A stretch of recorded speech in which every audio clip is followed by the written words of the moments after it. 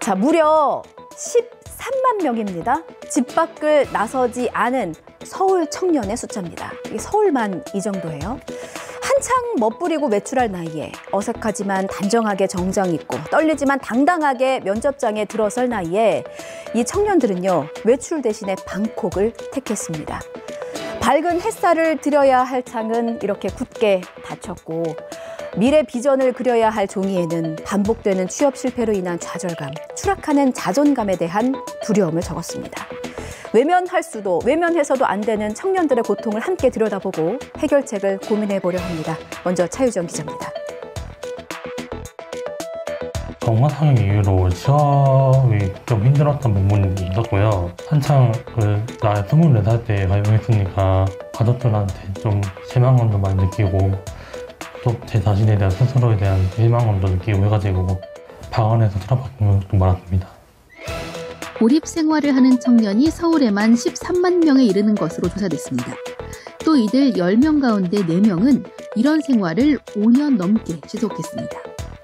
최소 6달 넘게 집 밖으로 거의 나오지 않는 은둔형 외톨이도 3만 명이 넘습니다. 청년들은 마음의 문을 닫아버린 이유로 실직과 취업의 어려움과 심리 정신적 고통을 꼽았습니다. 이런 대학은 가야 되고 이때는 학교를 가야 되고 결혼을 해야 되고 이제 이런 기준들이 있는데 그 기준들에 자기가 부합하지 못한다고 생각을 할 때에는 자존감이나 위축감이 너무 드는 거예요. 고립 청년 20% 가까이가 정신건강 관련 약물을 복용한다고 말한 만큼 고립 생활은 우울증으로 이어지기 쉽습니다. 운동 생활을 이게 횟수로는 3-4번이 4번 정도 됐을 거고 최장 기간은 한 4개월에서 5개월 너무 방 안에만 있으니까 우울감이 너무 심해지더라고요. 청년들의 좌절이 참 마음 아프고 돕고는 싶은데 어떻게 해야 할지도 모르겠고 정말 어떻게 하면 좋을지 전문가와 함께 고민해 보겠습니다. 한덕현 중앙대병원 정신건강의학과 교수 모셨습니다. 어서 오십시오. 안녕하십니까. 예, 마음이 아프네요, 교수님. 예. 그러게요. 저도 한때 청년이었는데 지금 모두가 다 청년이죠. 예. 네. 서울시가 발표한 통계 보시고 교수님 처음에는 어떤 생각 드셨어요? 사실은 제가 그 진료실에서 만나고 있는 청소년 청년들을 볼 때 대충 그 정도는 되겠다 조금 예상은 좀 했었습니다. 그런가요? 네. 예상하신 이유가 환자가 그만큼 늘어서인가요? 최근 또 코로나 여파로 인해서 한 3년 동안은 진짜 외부 상황이 조금 단절 그리고 대인관계에 대한 것도 또 좀 제한이 되어 있고 그리고 또 기업이나 이런 취직 상황들이 또 안 좋으니까 거기에 대한 제한을 받고 그래서 이들이 집 밖으로 안 나가는 게 어떻게 보면 좀 정당화되어 있는 상황들이 많이 돼 있어서 그 인구가 계속 늘어나는 거는 좀 예측은 됐었습니다. 그렇군요. 네네. 근데 사회적 고립이나 뭐 은둔이라는 단어가 이제 언론을 통해서 보도가 되기는 합니다만 이게 의학적으로 이렇게 딱 진단을 내리는 기준이라는 게 있을까요? 원래는 그 대인관계를 전혀 안 하고 다른 사람을 안 만나는 그런 것들을 크게 이제 정신과적 진단에서는 조현성 성격장애, 그러니까 스키조이드 퍼스널리티 디스오더 아니면 회피성 인격장애, 그 어버이던트 퍼스널리티 디스오더 이렇게 이제 나누어서 왔었는데 그게 이제 완전 병적인 거죠. 하나는 사람 만나는 것 자체를 너무 힘들어하는 조현성이 있는 거고 사람은 만나고 싶지만 이게 만날 용기가 안 나고 저 사람이 나를 거절하거나 거부하면 어떡하지 이런 걱정 때문에 못 만나는 이런 두 가지 형태였는데 이게 이제 사회적 문화적 현상으로 나오는 거는 사실은 일본에서 먼저 제기가 됐었습니다. 히키코모리 은둔형 외톨이라고 그러니까 일본 거품 경제가 이제 무너지고 이 경제적으로 어려워지니까 일자리가 줄어들고 청년들이 밖으로 나가 사회생활을 못하게 되는 그 80년대 말 90년대 초에 이런 현상들이 막 나타나기 시작한 거죠. 교수님, 근데 저도 가끔은 사람을 한 명도 만나기 싫을 때도 있고 가끔은 그냥 뭐 인사조차 나누기도 싫고 혼자 있고 싶을 때도 있고 사람이 다 그렇잖아요. 근데 이런 수준이 아니라 이렇게 뭔가 병적으로 치료가 필요하고 전문가를 찾아서 그 상담할 필요가 있는 분들은 이게 그런 기간이 엄청 오래돼야 되는 거죠? 사람을 안 만나고 대인관계를 안 하는 다른 여러 정신과적 질환이나 예. 심리적 상태가 있지만 요 은둔형 외톨이를 그래서 일본 후생성에서 미국 학자들하고 같이 이제 기준을 내린 거는 한 3개월간 무기력이 지속되거나 6개월 이상 어떤 심리적 정신과적 상태가 계속 지속되면 우리 그거를 은둔형 외톨이 상태라고 한번 정의를 내려보자. 그래서 그거를 한번 따져보자 해서 이제 그렇게 기준이 마련된 겁니다. 그렇군요. 네. 일단 6개월 이상 뭐 외출이 거의 없다라고 한다면 네. 전문가를 찾아서 한번 진지하게 상담을 받아보는 네, 것이 필요할 것 같습니다. 예, 꼭 네. 필요하다 네. 이런 질문 답변을 주셨고 보니까 서울시에만 13만 명의 이르렀다고 해요. 이게 서울시에서만 그런 거지 사실은 수도권에도 청년들이 있고 지방에도 청년들이 있고 너무나 많은데 이게 그렇죠. 전국적으로 이루어진다면은 지금 나온 수치보다는 훨씬 더 많다고 저희가 봐야 되는 거죠. 그렇겠죠. 그러니까 서울 인구가 전체 우리나라 인구의 한 3분의 1, 4분의 1 정도 차지한다고 볼 때 지금보다 얼추 예산으로도 한 3배 정도의 더 많은 은둔형 청년들이 있다고 봐야 되는 거죠. 네.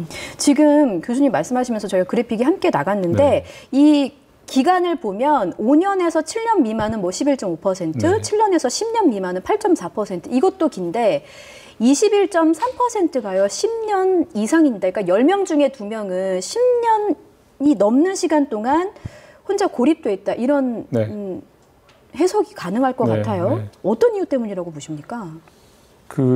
실제로 저 외래 진료에 와서 하는 뭐 환자분도 그렇고 보호자분도 그렇고 10년이 이렇게 빨리 갈지 몰랐어요. 이렇게 얘기를 하더라고요. 그러니까 그냥 놔두면 좋아지겠지, 놔두면 방 밖으로 나오겠지, 놔두면 얘가 뭐 취직을 하겠지 이렇게 가족들은 기다리고 이 친구는 한 번 내가 사회생활을 단절하고 나니까 이게 편하고 그 다음 또 밖에 나가 다시 사회생활을 할 용기가 안 나니까 하루가 이틀 되고 이틀이 1년, 1년이 10년이 돼버리는 거죠. 뭔가 와닿습니다.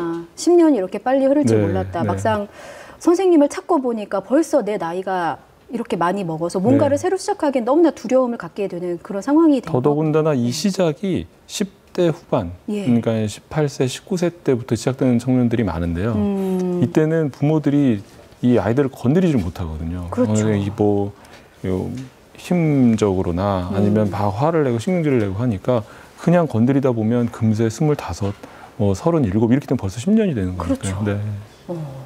18세, 19세라고 하셨는데 보니까 이때는 이제 그러니까 고등학교를 졸업하고 이르면 취업을 준비하는 청년들이기도 하고 또 대입이나 뭐 이렇게 여러 가지 뭐 학교나 취업을 준비하는 분들인데 고립과 은둔 생활의 원인으로 가장 크게는 실직 또는 취업의 어려움이 45%로 가장 많았습니다. 그러니까 뭔가를 도전했을 때 이뤄내지 못하는 상실감이 그만큼 청년들에게는 굉장히 크다 이렇게 해석을 해야 되겠죠? 그렇죠. 그러니까 도전해서 실패한 좌절감도 있지만 내가 소위 말해서 고등학교 때까지는 우리가 이 학교라는 제대로 된 자기가 머물 수 있는 시스템이나 공간이 있는데 이제 사회라고 하는 순간에 이제 갈 데가 없어지는 그런 상황이 발생하기 때문에 특히 일자리라든지 자기가 해야 할 일이 주어지는 거는 이 청년들한테는 굉장히 중요한 상황입니다.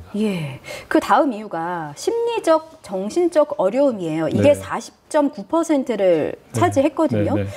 조심스럽게 이제 그 연령대를 보면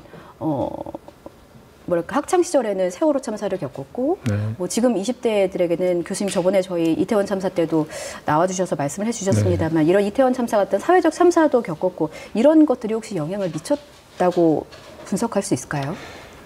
사회적 현상으로는 분명히 관련이 있을 겁니다. 왜냐하면 내가 나가서 활동을 하는 데 있어서 뭐가 잘못되면 어떡하지? 뭔가 위험한 일이 벌어지면 어떡하지 하는 위축되는 면이 분명히 있을 건데요. 지금 서울시가 요 조사한 그 심리적인 문제는 사실 저희 심리적인 문제, 정신과적 질환의 어떤 호발 연령 자체가 10대 후반부터 20대 초반이 사실은 또 많습니다. 그래서 그거와 관련돼서 이 많은 정신과적 질환, 심리적 상태가 이런 은둔형을 일으키는 가장 호발 연령을 만든 게 아닌가 그렇게 생각이 듭니다. 그렇군요. 그 다음 원인으로 인간관계를 맺는 어려움. 이 대인관계 어려움도 40%가 넘었습니다. 그러면 사람으로부터 많은 상처를 받았다는 건데 사실 학창 시절에도 뭔가 나름의 사회생활을 하는 거잖아요. 그런데 사회로 나가면 학창 시절과는 또 다른 어려움이 존재한다는 건가요? 학교는 어떻게 보면은 젊은 청년들한테는 굉장히 큰 보호 울타리거든요. 예. 거기 선생님이 계시고 그다음에 서로 간에 다툼이 있거나 분쟁이 있을 때 화해해 줄 수 있는 공식적인 학교라는 틀이 있어서 예. 어떻게 보면 심리적으로 되게 보호받는 기능을 하고 있는데 사회에 나가면 내가 여기서 보호받지 못하고 아예 혼자 놔두어질 수 있다는 두려움, 그리고 거절당하면 영영 혼자 있을 수밖에 없다는 두려움들이 굉장히 큽니다. 예. 그래서 이 청년들이 사회에 나왔을 때는 사실 어디 기대고 나를 계속 뭐 멘토링을 해준다거나 뭔가 나를 보호해줄 수 있는 장치에 대한 기대감이 상당히 있는데 예. 실질적으로 찾아보면 그런 것들이 없죠. 그렇군요. 여러분 지금 YTN 뉴스라이더 함께하고 계시고요. 지금 제가 유튜브 댓글창 보고 있습니다. 이런 글이 올라왔어요. 본인이 문제가 있다는 것조차 인지를 못하는데 치료가 과연 이루어질 수 있을 것인가, 이런 의문을 제기하기도 하시거든요. 그래서 서울시에서 예. 은둔형 이제 청년 사업을 할 때 선별부터 제1번으로 나왔습니다. 그리고 아마 최근 몇 년간 그 선별과 그다음에 케어하는 부분을 갖다가 좀 시범적으로 진행을 했고 예. 올해 내년에 걸쳐서 이것들 좀 본격적인 사업으로 그것을 이제 선별 작업이라고 하는데 청년들이 쉽게 뭐 서울시 웹사이트라든지 아니면 서울시 안에 설치되어 있는 오프라인에 있는 사이트에 방문해서 자기가 문제가 있는지 없는지에 대한 접근을 좀 더 쉽게 만들려고 노력을 하고 있습니다. 교수님 아까 저희 고립 운둔의 원인 조사 결과 중에서요. 40%에 가까운 응답이 나가는 것이 귀찮다라는 대답이 있었거든요. 네, 네, 네. 근데 이런 나가는 것이 귀찮다라는 감정조차도 네. 뭔가 이제 그 고립이나 은둔으로 가는 하나의 과정이 되기 때문에 이거 선별하는 데 있어서 굉장히 중요한 지표가 되는 건가요? 네, 맞습니다. 근데 나가기가 귀찮은 건 솔직히 말씀드리면 크게 두 가지거든요. 예. 게을러서 안 나가는 친구가 있고요. 예. 진짜 병적으로 나의 어떤 인식 자체가 잘못돼서 나가면 다른 사람이 날 쳐다보고 다른 사람이 날 거절하고 창피당하고 이럴까 봐 하는 어떤 병적인 상태가 있는데 이런 거에 대한 사실 선별도 굉장히 중요한 상황이죠. 그렇군요. 네. 고립 은둔 청년 10명 중에 8명은 가벼운 수준 이상의 우울을 겪고 있다. 또 이렇게 답을 했습니다. 그러니까 네. 사실상 10명 중에 8명, 대다수의 청년들은 또 청소년들은 내가 좀 우울하네? 라고 생각을 하고 있다는 거잖아요. 네, 네. 그렇다면 내가 심각한 우울증인지 아닌지를 스스로 좀 자가 진단할 수 있는 그런 뭐 어떤 지표들이 있을까요? 사실 우울감은 우리도 하루에 몇 번씩 느끼는 게 우울감 그 자체거든요. 그렇죠. 근데 하루에도 이게, 뭐. 예. 예. 근데 이게 우울증이 되기 위해서는 일정한 기간과 강도가 이제 존재해야 되는데 이 기간은 보통 우울증으로 되려면 한 2주 이상의 이 비슷한 증상들이 계속돼야 되는데, 예. 뭐 잠을 못 잔다든지, 그리고 내가 정말 느낄 정도의 심각한 우울감이 있어야 되고, 그다음에 의욕이 저하돼야 되고, 그다음에 식욕이 부진해야 되고, 이런 핵심적인 증상들이 2주 이상 지속돼야 됩니다. 그 기간 스스로 네. 이제 체크를 하기에 2주 이상 정도 네. 잠도 못 자고 아무것도 하기 싫고 뭐 뭘 먹어도 맛있지가 않고 네. 입맛도 없으면은 일단 전문가를 찾아보는 게 좋다. 그렇다면 그 중증의 우울증으로 가기 전까지는 역시 좀 빠르게 진단해서 전문가를 찾는 게 가장 쉽고 편한 길입니까? 네, 맞습니다. 그래서 사실은 근데 정신과적인 문턱 아니면 뭐 심리센터의 문턱이 상당히 예전에 높았는데 예. 최근 한 5년간은 뭐 서울시나 아니면 국가에서 지원들을 굉장히 많이 해서 그 문턱이 많이 낮아져 있습니다. 그래서 조금만 찾아보시고 예. 조금만 살펴보시면 그런 선별을 받을 수 있는 곳은 굉장히 많습니다. 그렇군요. 네.